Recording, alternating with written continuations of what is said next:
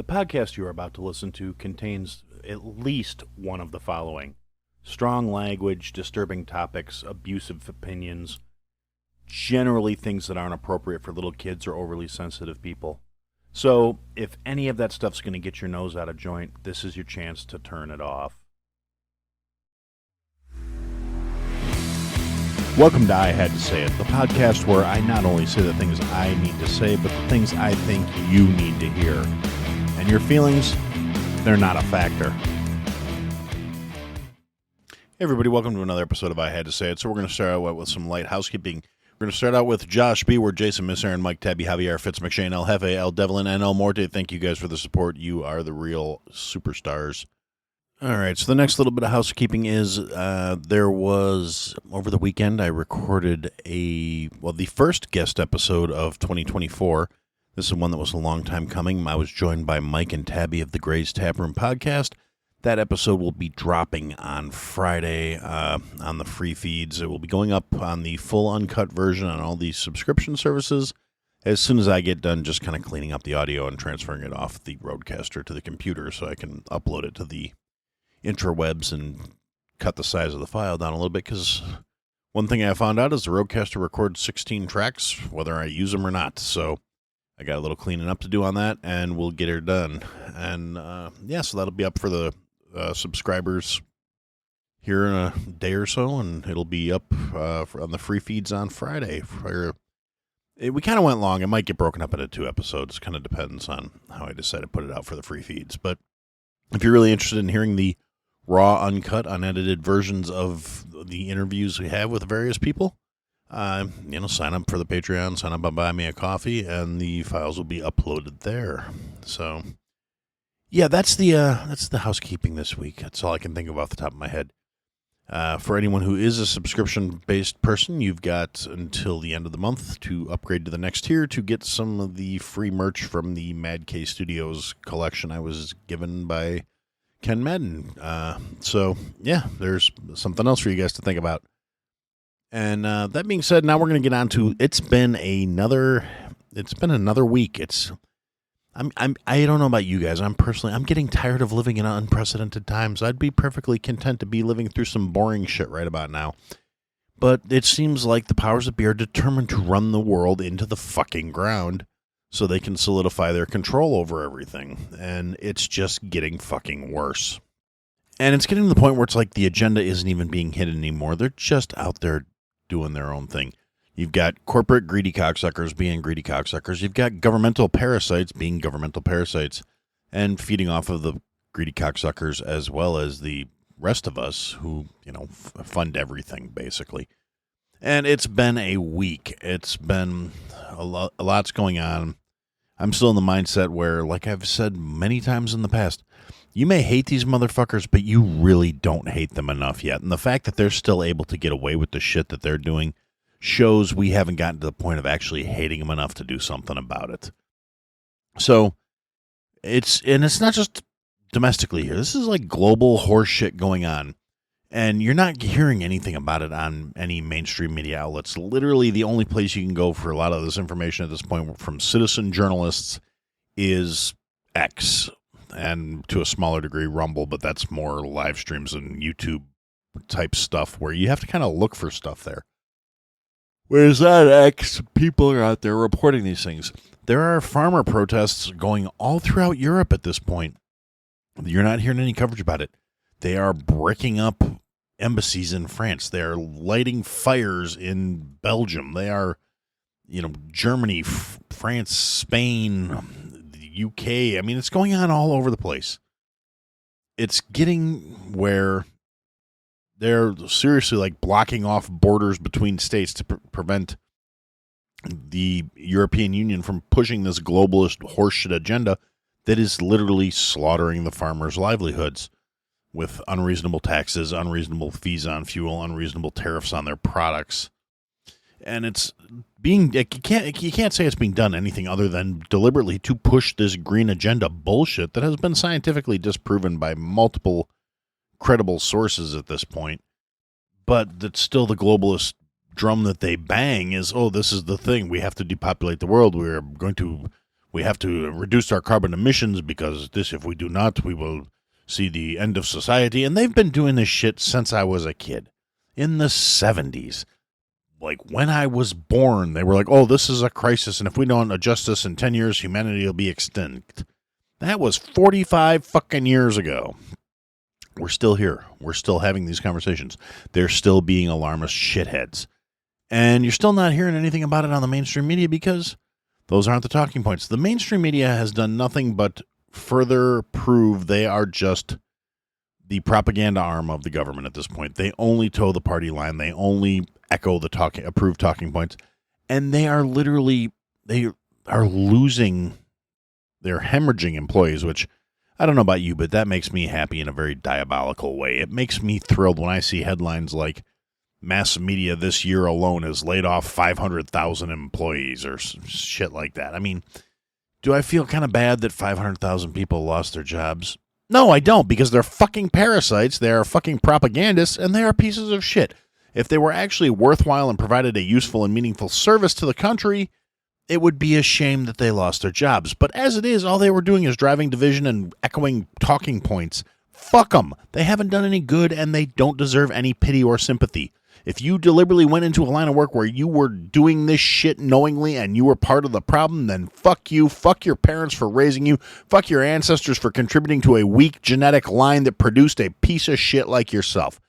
Get fucked, stay fucked, fuck you. I have no sympathy for these corporate assholes who were, oh no, I'm going to go into journalism and then I'm just going to be the worst kind of fucking shill. I'm just going to echo the shit I was told to echo because that's really all I do. But I want to call myself a journalist, even though I don't actually do a journalism anymore. I just do what I'm told. Again, no sympathy for these shit stains. And something actually happened here very recently over the weekend that kind of echoes that point. There was a Trump doing a Trump and having a rally for one of his campaigning dealies. And he's talking about Biden's policies and China opening a bunch of car manufacturing facilities in Mexico. And that China, if he gets elected, he's going to put a tariff of 100% on every vehicle they try and roll over the border into Mexico, as opposed to Sleepy Joe's open border that will allow them to just ship the cars in here and sell them wholesale, effectively killing the U.S. auto industry. And he flat out said there will not be any cars made in the United States if I am not reelected. It will be a bloodbath. And he used the word bloodbath, which is the accurate term. It is a common use. It's in the fucking dictionary, not that anybody of the modern media or any of the leftist assholes at this point in the world I've actually ever picked up a fucking dictionary. If it's not on a tablet or on Wikipedia in front of their fucking face, they don't believe it. Because, you know, words are hard and the definitions of words can change to fit your feelings, apparently. So these fucking dolts, every major media outlet, every mass media outlet proceeds to run with the soundbite of Biden saying, or of Trump saying, if I don't get reelected, it's going to be a bloodbath. No context, no explanation, no nothing. Well, immediately, all the people on Twitter who are pro-Trump, even though I'm like everybody at this point knows, I'm really not.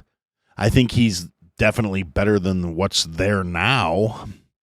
I think he, just to pander to his power base, is going to have to do certain things that would be more beneficial for this country than the shit that is being done by the current administration.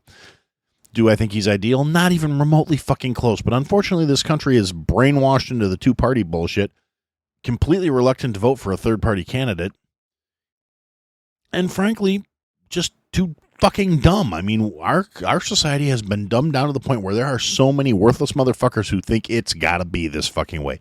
And unfortunately, the worthless motherfuckers outnumber the worthwhile motherfuckers who know better.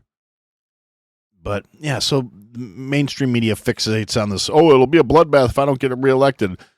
All the left political pundits, talking heads, and a lot of leftist politician motherfuckers all come out and start trying to say Trump isn't trying to incite violence. He chose his words specifically to drive emotions in his power base, to drive them towards political violence, completely ignoring the entire context of what he said and focusing on one fucking word.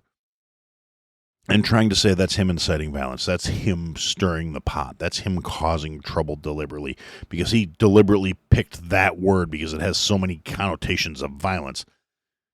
And then X comes to the fray and says, all right, here's some examples of every one of you talking head motherfuckers using the term bloodbath in the last 6 minutes. Or last 6 months. There was literally a 2.5 minute long supercut of every major leftist talking head referring to something as a bloodbath and not in any context of violence or anything else. And all these people are saying, well, look, you use it like this for that. You use it like this for that. You're inciting fucking violence. You should be going to jail. All the shit you just said about the fucking Cheeto actually applies to you because you said it first, motherfuckers. And, the usual backpedaling and excuses and, oh, well, they know better. They know what he means. He means this and he means that and da-da-da-da-da. And it's amazing how all these people who are ideologically as divorced as possible from this motherfucker, and realistically, Donald Trump really is not that fucking conservative. He's just conservative compared to the motherfuckers that are in power now. He's really not a staunch conservative. He's not a smaller government guy. He's not a pro Second Amendment guy. He said, take the guns first and due process second. I don't like the motherfucker. I just dislike him less than the other geriatric old bastard. That is the only good thing I can say about the guy. He's got some policies that I don't fear for the future of my child and his potential progeny if he gets into office. It might be a check valve against the just tyrannical horse that is coming out of the current administration and of the ultra-left bullshit. And that, like I've said before, that pendulum's gonna swing back. It's just kind of the context that's going on. And there's been some other developments that have me concerned about the way that's going to go. And fortunately, with me doing this last second kind of stuff, because over the weekend, like I said, I recorded with Mike and Tabby. And so my amount of allotted podcast time was restricted to that. So this is kind of a done on the fly, recorded and edited on the fly episode. So I do actually have some things that have just happened in the last 24 hours of being Monday afternoon, Monday morning, to bring to the table in terms of things that are going on that make this shit even more contextually frustrating. And it's global stuff, like the complete unrest in Haiti right now that is going on. They've got gangs of criminals that broke out of Haitian prisons because there's no government, there's no control, there's no seat of power, because whatever useful idiot they had supplanted. Because you got to remember, for 100 years ago, the U.S. came and invaded Haiti and kind of put in a puppet dictatorship, and they just kind of cycle through them. It's over the weekend, the guys at Whiskey Hill said something, and it was basically it averages out to one new government every 5 years. Not one new politician, one whole new fucking system, because things keep collapsing and falling apart in this little tin pot shithole that happens to be a resource-rich place. But ultimately, I mean, Haiti has been problematic since it was a French colony. It's been revolt after revolt and bloodshed after bloodshed. And it's half of an island. The other half is gorgeous and lush and verdant. And the Haitian part of it is just such a shithole. And that's one of those things, when people refer to it as a shithole, people get bent out of shape. And then you see actual footage from on the ground. It's not that it's a shithole because necessarily the people are bad. It's a shithole because of bad management, corrupt motherfuckers in leadership, not taking care of the people, not taking care of the citizenry. It's 110% a human issue that has turned this place into a shithole.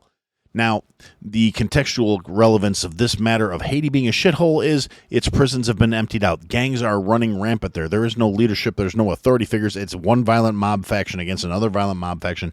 You got a violent mob faction out there of motherfuckers that are eating people. Cannibal fucking gang members. And their leader is named Barbecue. And it sounds fucking hokey. It sounds corny. It sounds like bullshit until you see there's actually footage of fucking Haitian gang members cooking dead people and eating them. And it's disturbing and disgusting and realistically just a bad idea, because that's how cows get mad cow disease. If you feed them too much cow protein, their little brains get all corrupt because our systems are not made to process certain things that are too similar to your own genetic makeup. That's why inbreeding is a bad thing, and that's why cannibalism is a bad thing, because you start eating too many motherfuckers, you're going to start to go a little fucking nuts too. You're going to get mad motherfucker disease, and you're going to be a problem. So, yeah, that's what's going on in Haiti right now. And unfortunately, it's also been proven that Haiti is exporting their fucking less than savory prison escapees out to the U.S. because why not? There's an open fucking border.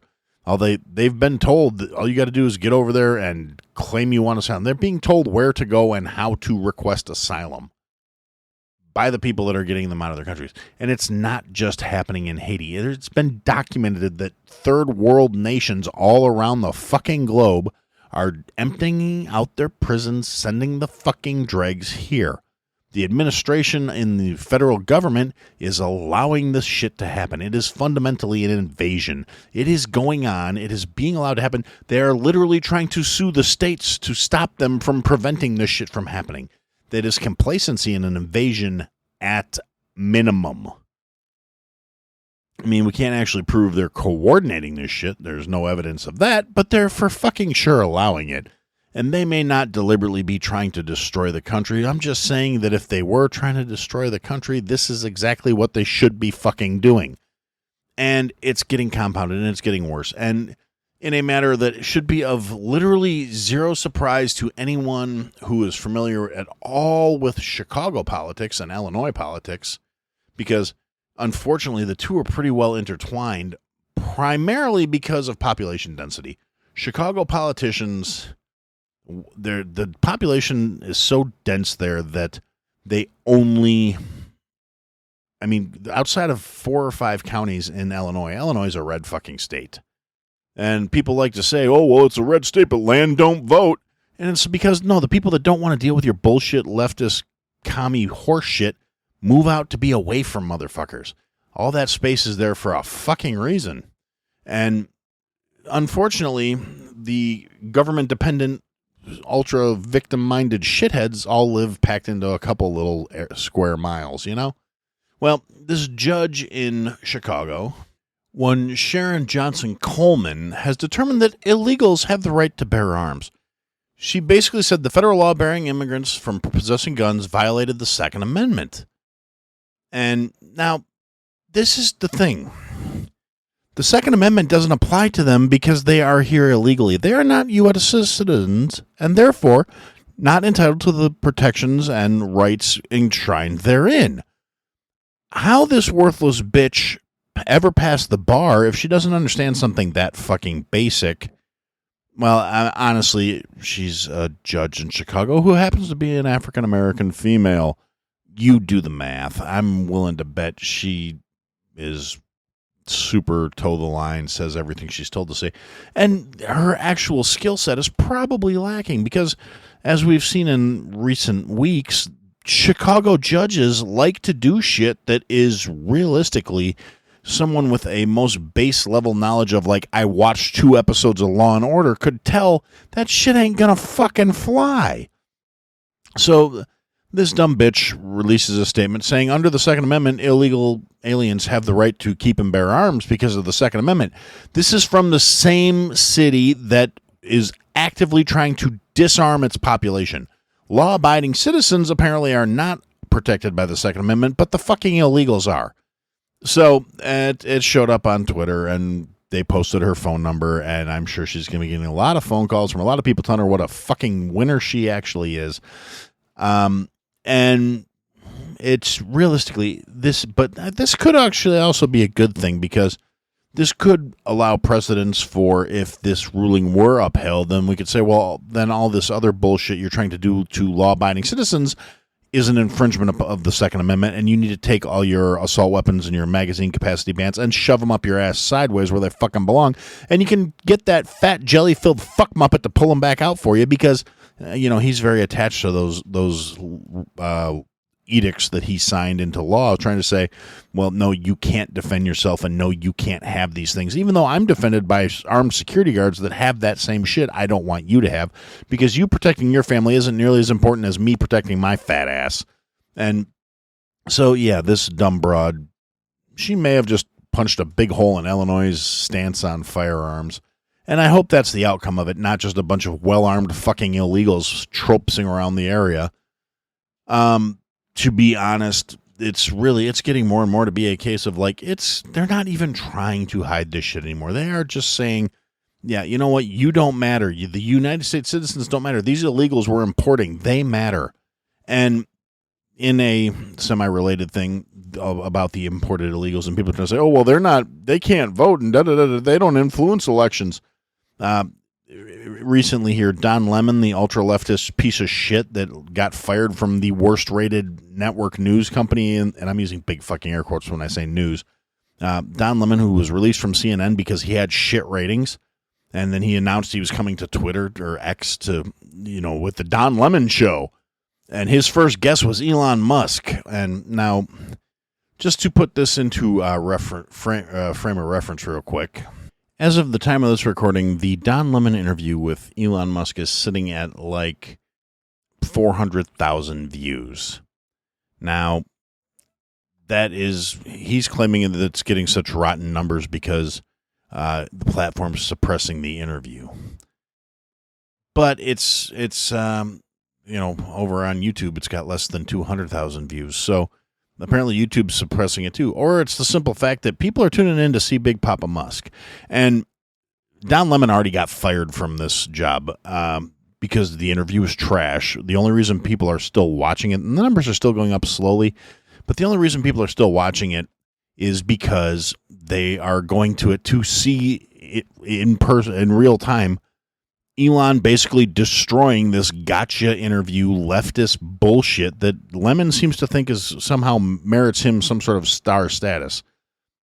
And the other thing about that is a list of Lemon's demands came out for him to be on this show.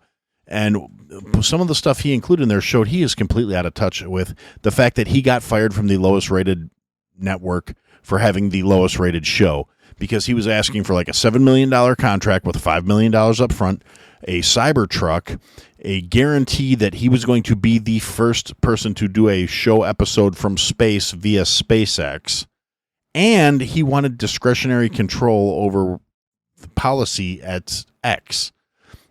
All this stuff shows this motherfucker is completely delusional about his worth. He is a full-on drank every flavor of the fucking Kool-Aid, left-leaning propagandist nutball who can't do an actual interview that people want to listen to. His entire thing was based off of gotcha moments and trying to ask questions that are, either the timing is inappropriate, the order of the questions are inappropriate, or it's just flat out misinformed. And you could literally see in his face the degree of confusion when Elon actually had answers for him. Because Elon is not a dumb fucking guy. You don't get to be the richest guy on the planet by being a fucking putz.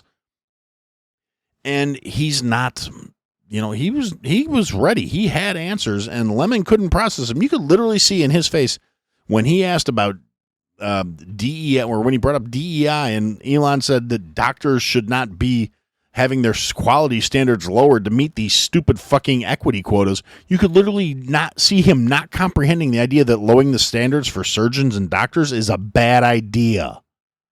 This fucking idiot. And so he's, already pitching a bitch about, oh, well, I'm being suppressed by the platform. That's why nobody sees it. It's because it's utter shit.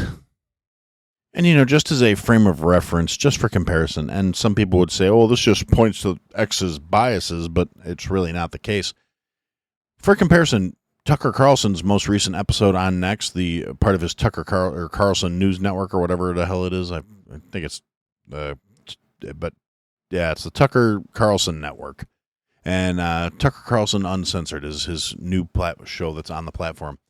He's got a 16-minute, 15 minutes and some change. The most recent episode came out today. He's talking about what's going on in Haiti. No guests, no special experts, no Elon Musk. It's been out. Let's see. The Don Lemon episode dropped this morning. It's been out 7.5 hours. It's at 400,000 episodes or whatever, or 400,000 impressions, views, however it looks. Tucker Carlson episode has been out for 4 hours. 1.1 million views at this point. But, Don Lemon's going to try and act like he's some sort of rock star. Tucker didn't ask for any of the ridiculous shit Lemon wanted in his contract. And this man's bringing in literally millions of views on everything he posts. The big interviews, the big name stuff, way more than that. Even little stuff, clips and commentaries on things.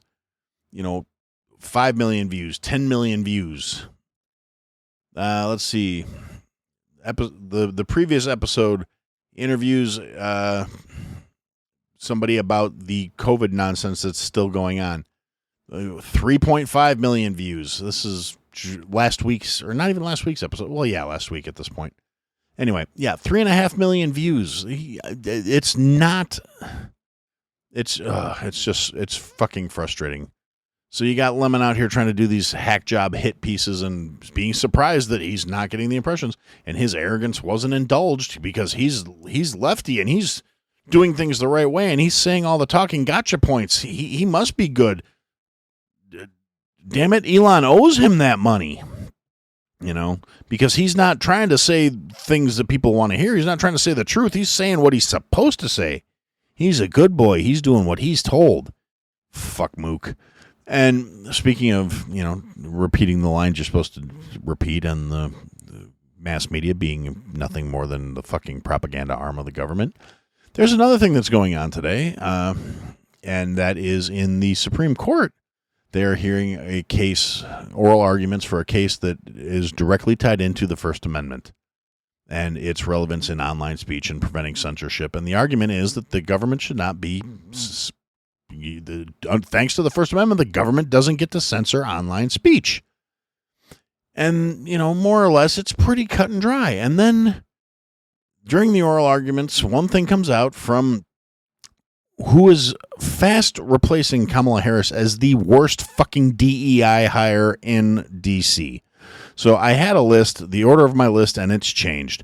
It used to be Kamala Harris, KJP, the fucking press secretary, because that bitch can't even get the answers right when they're written down for her in a fucking binder. Now, we're going to say it's Ketanji Brown Jackson, then Kamala, then KJP, because today, this bitch, who realistically could not define what a woman was during her appointment hearings, has repeatedly said that she was unaware of things that are basic knowledge to anybody who went to school before 1997, because we used to have social studies and civics classes that taught us this shit, is apparently unclear on the idea of how the Constitution and the Bill of Rights work. She decided today to, in her part of the oral arguments, she said that the First Amendment seemed to be hamstringing the federal government's capabilities. This bitch is completely unclear on the concept of the Constitution and the Bill of Rights. They exist for the sole purpose of hamstringing the fucking government to stop it from becoming an overreaching fucking abomination in the eyes of the founders. This dumb bitch does not get that. And it shows. She is the worst case. Biden literally said he was appointing her because of the color of her skin. And the fact that she made it through the process and somehow got a seat on this court is just indicative of how fucking awful this country has become. She's completely unqualified for her job. She's completely unworthy of the responsibility that she has been handed, and she's gonna fuck it up. And the powers that be that put her in place can't wait for it to happen. They're planning on it happening because they're going to fuck it up in a way that benefits them. And it's disgusting. And this should be grounds for an impeachment on her. She should be removed from her position for being completely incapable of doing the fucking job. The job of the U.S. Supreme Court is to determine the constitutionality of laws passed by Congress. If she does not understand the function of the Constitution and the Bill of Rights, she is incapable of performing those duties and should be fucking removed. It's that fucking simple. So yeah, we've got fuckery writ large coming from the government. We have the Supreme Court telling us that we got a justice on the Supreme Court saying, well, this is hampering our ability to be the government. Well, no, bitch, that's the point. We have a federal judge in Illinois who was appointed by Obama, coincidentally, I'm sure, because it's not like Obama's pulling the strings for Biden anymore. That would be a conspiracy theory and would be inappropriate to spread that information. But, yeah, so this Obama-appointed judge in Chicago says illegals can carry guns, And we're apparently not, we should be able to be censored if we want to talk about the fact that some federal fuckwit just said that illegals can be armed in the country despite the fact that they're not U.S. citizens and subsequently not subject to the protections and rights enshrined in the U.S. Constitution, because that would be wrong to talk about those things. And then in another dig at the First Amendment, they are trying to say that they're going to ban TikTok, this bill that they brought forward to say they're going to ban TikTok. And, of course, people are flipping out over the shit because, you can't ban TikTok. How else are people going to see me dance to stop world hunger and shit? Now, I'm opposed to this bill. I honestly could give two fucks about TikTok. I have a TikTok. I had a very brief phase where I was watching a lot of TikTok videos, but at this point in my life, I don't give a fuck if TikTok doesn't exist. Howsoever, the wording in this bill is extremely problematic to me. The wording in this bill kind of says any social media platform that they find to have a conflict of interest with the United States security or safety can be declared by the president to be null and void, basically. And more or less, it was saying the president is allowed to determine if the company is owned by people with interest or controlling interests by a foreign power. And they're trying to say it's only applying to TikTok, and they want to get TikTok to the Chinese company ByteDance to divest themselves of their ownership of the country because they have a golden shares owned by the CCP, which basically says the Chinese government can override any other decisions made by the ByteDance board, and they have a controlling interest in TikTok. So subsequently, the Chinese government controls TikTok, which makes it contrarian to the United States' secure interests and blah, blah, blah. And basically, it boils down to the U.S. government thinks they should be the only ones mining our data, and they don't think the Chinese government should be mining our data. My problem is this opens up a lot of doorways for the president doesn't like X. They could say, you know what, we feel that you are, in the interests of foreign powers. And they've already kind of started trying because a couple of the more left-leaning assholes on X have started saying that X needs to be investigated by the Department of Justice because they're selling premium accounts to known enemies of the country. So they're already starting to try and get this ball rolling, and they're not picking up the support they think they were going to get. But at the same time, it is a concern. It's another issue with free speech that realistically should not be a thing, but it is, because these are the times we live in, and we have a totalitarian attempt out of a government coming at us. And honestly, I really don't think it's gonna end well. It's getting utterly fucking ridiculous. And again, also, it's not just here. All that stuff going on in Europe with the farmers, and then we've got Macron's wife in France is apparently also a dude. And basically, the guys at Whiskey Hell mentioned this. I don't know if it's really the case, but Macron's also talking about boots on the ground in Ukraine and basically starting World War III. The timing makes it kind of seem like he might be doing it to detract from the fact that his wife has a dick. And, in a related thing, Russia has moved tactical nukes to Belarus, which is a country that is their ally and not part of NATO. And yeah, that's not just posturing. We're back to like Cold War shit here, and it's utterly fucking ridiculous. It's problematic at least. And that's part of this whole global thing. But you're not hearing about that anywhere realistically, other than the part about Putin moving his nukes because big scary Russian's bad. And it's just more case of the media not portraying actual relevant information to the table. They just want to push their narrative. Let's see. What else happened this week? Boeing airplanes are still falling apart, falling out of the sky. The guy who has been basically trying to be a whistleblower for like the last 7 or 8 years after he retired from Boeing because he was an inspector, saying Boeing was not inspecting. They basically got rid of the inspection teams on all these 737, 777s, I think.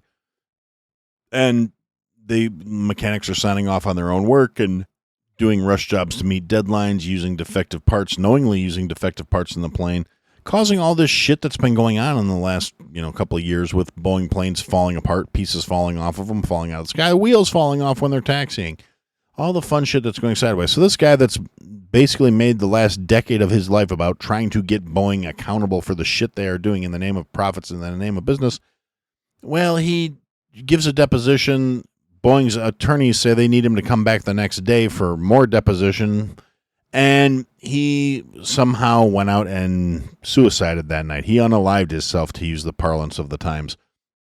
It's a little suspect. When Boeing's lawyers asked him to stick around an extra day, and he's finally making progress in trying to hold Boeing accountable for everything they've been doing, and he just turns up dead the next day. Yeah, nothing suspicious about that shit at all. And again, not getting nearly the coverage it should be getting, and it's just a sad state of affairs because the propaganda arm doesn't want to talk about it. And to be honest, speaking of not wanting to talk about things, I think that's pretty much all I've got for the moment. So we're going to wrap this one up and say that's what I had to say. Thanks for listening to another episode, guys. If you liked what you heard, leave a comment, leave a review, leave a rating. Go to ihadtosayitpodcast.com, sign up for the mailing list, interact with the show. Click the links, sign up for the Patreon, join the Discord, come and interact, be a part of the show. Buy the merch, support your favorite creator, or support me. Anyway, thanks for listening, guys. Till next time.